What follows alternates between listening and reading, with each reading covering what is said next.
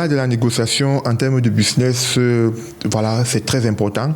Il faut donc rentrer dans une certaine négociation avec les fournisseurs dans l'optique d'avoir premièrement un rabais au niveau des prix. Oui. Sur le rapport qualité-prix. Oui. Il faut d'abord déjà rentrer en négociation par rapport à ça. Déjà, si vous prenez, vous passez une commande en gros, vous voulez des produits en gros, voilà, vous allez donc passer votre commande et essayer de négocier sur la qualité-prix, c'est-à-dire que qualité versus prix. Oui. Et derrière, ce que moi je conseillerais à des personnes qui veulent se lancer, c'est de pouvoir au départ sélectionner plusieurs fournisseurs. Dans l'étape du sourcing, oui. Sélectionner plusieurs fournisseurs. Plusieurs fournisseurs dans le domaine. Dans le domaine oui. de le produit que vous cherchez, oui. Dans la niche que vous avez. Et après, vous allez faire quoi? Un tamis, c'est-à-dire que vous allez tamiser par rapport à vos conversations. Vous allez sentir, voilà, ceux qui ne vous inspirent pas, vous les mettez à côté. Vous devez rester pratiquement avec 3 à 5 fournisseurs et vous leur dites exactement ce que vous voulez. Vous leur dites les quantités que vous voulez et vous commencez donc à négocier avec chacun d'eux tout en ressentant pour que vous ayez là le prix, un bon prix. Un bon prix. Voilà, la bonne qualité. Et généralement, n'hésitez pas de dire à d'autres fournisseurs que vous êtes en communication avec d'autres. Ce que je dis, c'est quoi? N'hésitez pas de dire à un fournisseur que je suis en train de discuter par rapport à cette même commande-ci avec d'autres fournisseurs. Et eux, ils me donnent des prix bien meilleurs que vous. Ça, c'est la stratégie. C'est une astuce? Ouais, c'est ce que je suis en train de dire. C'est vraiment une astuce. Et qu'est-ce que ça va donner comme rendu, cette astuce? Oui, ça donne que ça met beaucoup plus de pression aux fournisseurs dont vous êtes attiré. Ça lui donne beaucoup plus de pression parce qu'il va se dire, écoute, je ne suis pas seul sur ce marché. Vous savez ce que ça fait quand on est en concurrence. Quand on est en concurrence, on veut gagner, on veut avoir des aptitudes qui vont nous permettre, nous, parce que ce qu'il faut aussi comprendre, c'est que dans la négociation, les Chinois, ils optent toujours pour le long terme. Plus encore, nous sommes dans un continent où il y a tout à faire. Je pense que dans ma première vidéo, je l'ai dit, il y a tout à refaire ici, là. Pas même refaire, tout à faire, parce qu'il n'y a jamais rien eu qui a été fait. Il y a tout à faire. En Afrique, tout à faire. Oui, il y a tout à faire. Quand je parle comparé à. Oui. C'est-à-dire l'Afrique comparée à. D'accord. Voilà. Il y a tout à faire. Oui. Donc, ils sont dans une logique où, même s'ils ne gagnent pas du premier abord, à dire au niveau du premier contact, ils peuvent gagner dans d'autres commandes que vous allez passer. Oui. Donc, direct, mettez-les sous pression, mais d'une manière polie, d'une manière vraiment, comme je dis, dans une négociation. Et ce qui va faire en sorte que vous aurez les meilleurs prix. Même si vous êtes en train de discuter seulement avec 2 fournisseurs ou 3 fournisseurs, vous aurez des meilleurs prix. Donc, c'est vraiment, vraiment conseillé. Et cette négociation peut aller un peu plus loin dans la fragmentation du paiement. Vous pouvez échelonner les paiements. C'est-à-dire que quand vous passez la commande, vous pouvez dire, je peux d'abord vous donner 30% et après que les produits soient prêts, je peux vous donner 70%, selon le feeling, vraiment. Selon le feeling, ou 40%, 60%, voilà. Donc, la négociation est très, très importante pour une personne lambda, que ce soit pour une personne physique ou une personne morale qui veut se lancer dans le business avec la Chine. La négociation est importante. C'est vrai, l'étape du sourcing est important parce qu'on doit trouver le fournisseur avec qui on va parler, mais on peut trouver le fournisseur, mais on fait le mauvais deal. Donc la négociation est importante. Vous êtes en train de nous proposer, nous conseiller de toujours avoir cette capacité à mettre le fournisseur en difficulté, qu'il sente qu'il y a le besoin de la qualité, qu'il sente qu'il y a la pression de la concurrence et toutes ces choses. Ça nous fait gagner davantage du terrain. D'accord. À ce niveau, nous allons peut-être prendre la prochaine étape. Nous étions là à l'étape de la négociation. Non, dès qu'on a fini de négocier, ça se passe comment? Après la négociation, on a gagné de l'espace, on a peut-être conclu avec un fournisseur sur ces 3 ou 5 fournisseurs que nous avions. Après, qu'est-ce qui s'ensuit? Après la prochaine étape, je pense que en tant que businessman ou alors personne individuelle qui veut faire du business, voilà, il faut connaître le b.a.-ba du transport.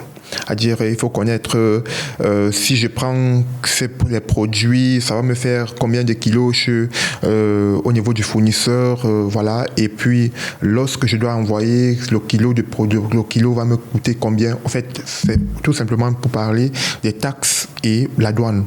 Donc, il faut avoir une certaine connaissance au niveau de la taxe et la douane pour pouvoir faire venir vos produits. La taxe en Chine dépendamment, si vous avez le libre choix, vous pouvez payer en Chine et ça arrive, vous récupérez juste, comme vous pouvez demander qu'on envoie et vous payez à l'arrivée. Soit c'est payé soit au départ, soit à l'arrivée.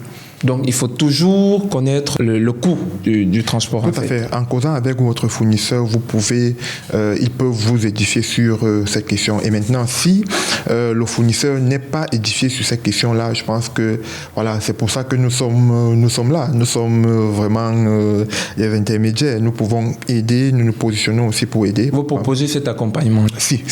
D'accord. Et maintenant, dès qu'on parle de coût du transport, Monsieur Maxime, ça nous fait visualiser directement le mode de paiement. On en parle. Comment ça se passe? Comment est-ce qu'on fait peut-être pour payer si ce n'est pas dans notre pays, c'est-à-dire la douane de notre pays, si je veux payer peut-être en Chine, et même les fournisseurs, c'est-à-dire vous avez parlé tout à l'heure de faire des avances 30%, 60%. Comment ça se passe déjà, le mode de paiement? D'accord. Déjà, le mode de paiement, ça inclut, il y a ce qu'on appelle des cargos. Les cargos, ce sont des personnes qui sont aussi intermédiaires dans le domaine du transit et qui vont se charger de faire voyager des produits, que ce soit par voie aérienne, que ce soit par voie maritime. Voilà, ce sont ces personnes-là elles sont là.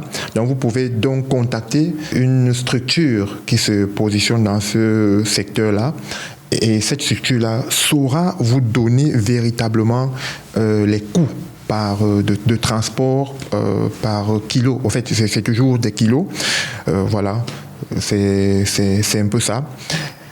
Par contre, une autre chose, vous pouvez aussi laisser que votre fournisseur vous envoie les produits. Il n'a qu'à vous donner le nombre de kilos que la machine. Déjà que quand vous êtes en train de sourcer le produit, il y a des caractéristiques qui vous indiquent exactement le nombre de kilos. Maintenant, dans le packaging, c'est-à-dire quand on va emballer ces produits-là, il peut avoir peut-être 20 kilos de plus ou 15 kilos de plus. Voilà. Selon votre pays et comment est-ce que les choses se gèrent dans votre pays, vous pouvez donc vous rapprocher d'un transitaire ou d'un douanier pour qu'il vous édifie un peu plus dans l'obtention de vos produits.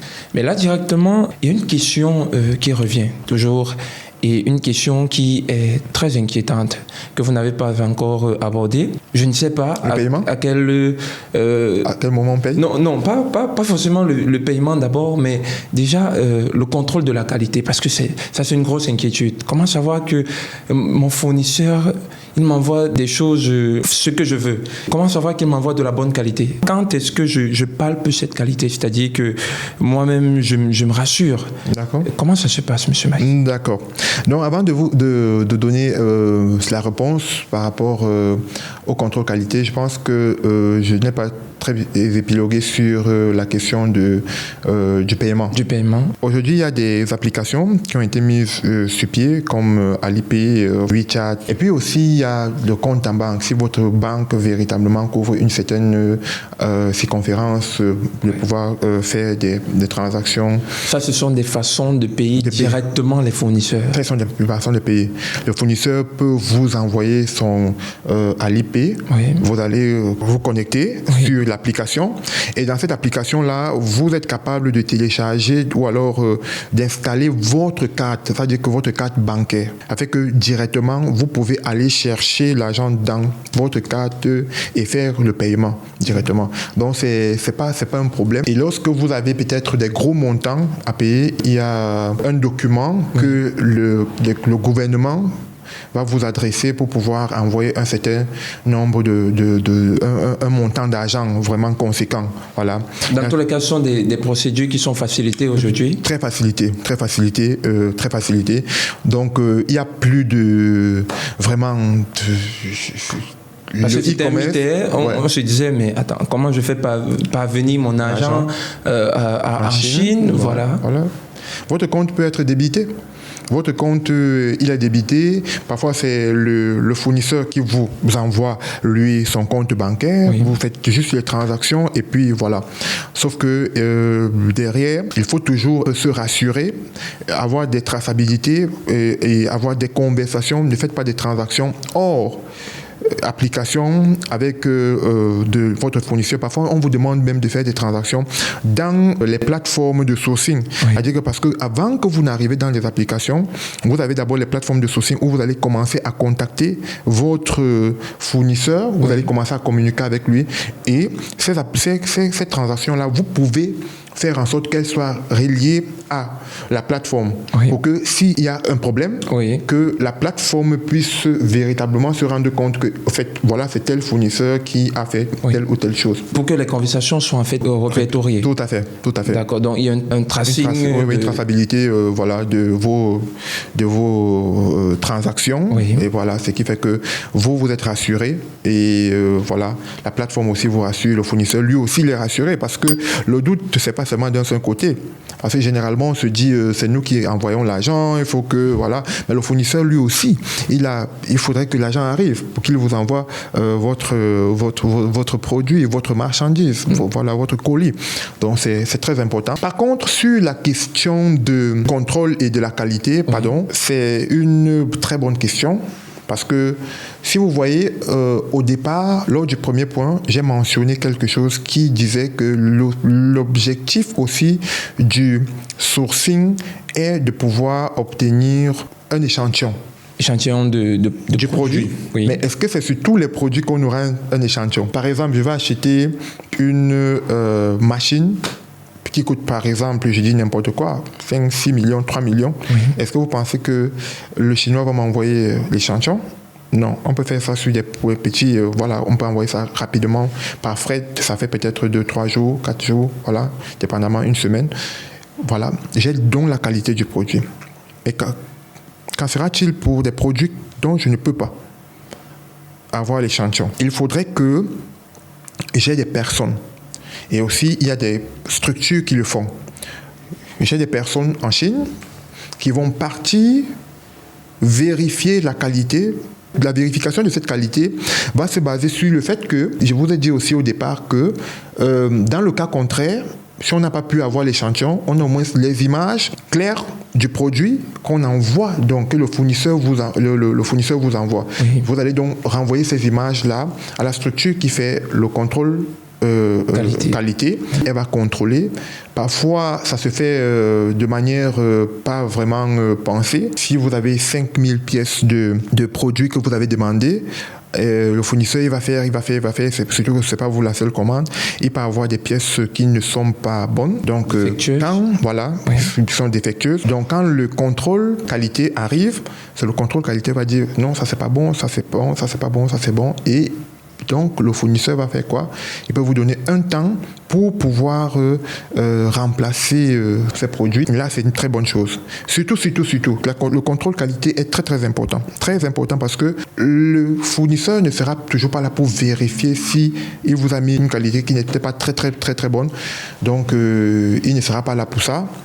Donc, il faut véritablement avoir ce contrôle qualité avant que vos produits ne quittent de chez votre fournisseur. D'accord. Dans le cas où on n'a peut-être pas quelqu'un sur place, comme vous venez de le dire, il faut parfois avoir quelqu'un sur place.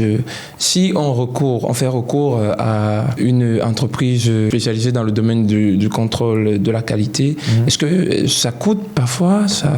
Oui, ça coûte, mais ce sont des sommes qui ne sont pas des sommes importantes.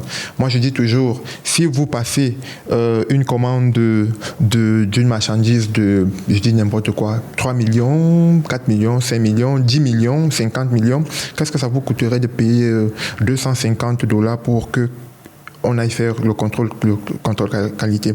Ça vous coûtera plus cher si les produits arrivent et que ces produits ne sont pas de bonne qualité et que vous les avez reçus parce que vous devez les refaire partie.